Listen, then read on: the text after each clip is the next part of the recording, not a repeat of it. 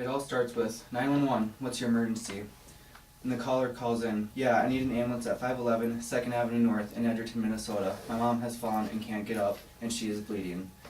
Okay, ma'am, the ambulance is on their way. That's going to be me, an EMT or paramedic helping out in the ambulance. I interviewed Mary Kroon, who has been an EMT with the Edgerton Ambulance Association for the past 4 years.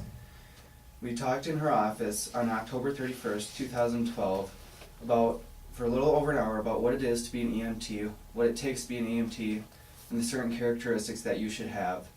During the interview, I felt very comfortable because of the fact that I've known Mary for quite a while, and she has helped me through the whole process of becoming an EMT and what is ahead of me. Although I will admit it that I was very nervous because I have never liked interviewing people. The very first question I asked Mary was a very simple one. Why is she an EMT, and just to try and cover the basics. First, she said her mother and father were an EMT, so she always had that EMT kind of thing in her blood. She says she doesn't see it as an occupation. She sees it more as a valuable service to a community, a service that has always and will always be needed. She has always been intrigued by the medical field, and like she said again, it is a service that will always be needed. I also asked her, when did she know that she wanted to be an EMT or paramedic? She said she always knew that she would want to be one. It was just a matter of fact of when it would work for her and her family, being that her kids were so young at the time when she moved back into Edgerton. Then we talked about what kind of communications do you need to be an EMT. She said there's a lot of one-on-one communications going on all at once. She said from the dispatch to EMT, EMT to EMT, or EMT to patient, or even EMT to doctor. A lot of one-on-one skills are being used. But she said there are very few times where it is EMT to or yourself to self, because you need to ask yourself what equipment will you need, what kind of service can you validate for that kind of particular run you're on.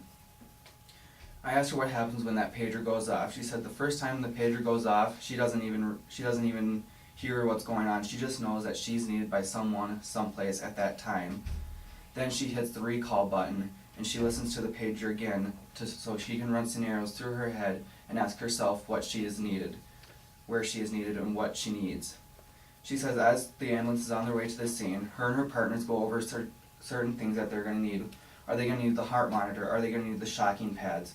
Are they going to need the bag to help keep the person breathing? Once they have reached the scene, she tries to establish a connection with the patient, whether it's touching them on the shoulder to show that she cares, or just talking with the family to make sure that they know that she's there to help the family and the patient. She gets the patient to the hospital as soon as possible. Then she relays the important messages and information to the doctor so doctors know how to assess the patient even further to get the patient onto the next stage of care as fast as possible. Finally, I asked Mary for some important information going into the EMT or paramedic field. She told me take it step by step. Make sure you love being an EMT. Don't just do it for the label of EMT. She sees me having the valuable and passionate skills to be an EMT. She also says she sees me using those skills wisely that I will learn. She also told me approach the class with a positive attitude. She says there's going to be over 100 things in that book, but only 10 of them will be needed. Doing this assignment has been very beneficial to me because it has shown me what's ahead in my future as a paramedic or EMT. Mary has given me helpful insight and advice to prepare me for becoming an EMT. Some skills that I will need to develop and tune a little bit are my communication skills, just so I can make sure that I'm helping the patient to my fullest potential. I know for a fact that my friendliness and passion to help people will come into play and will help me all the way.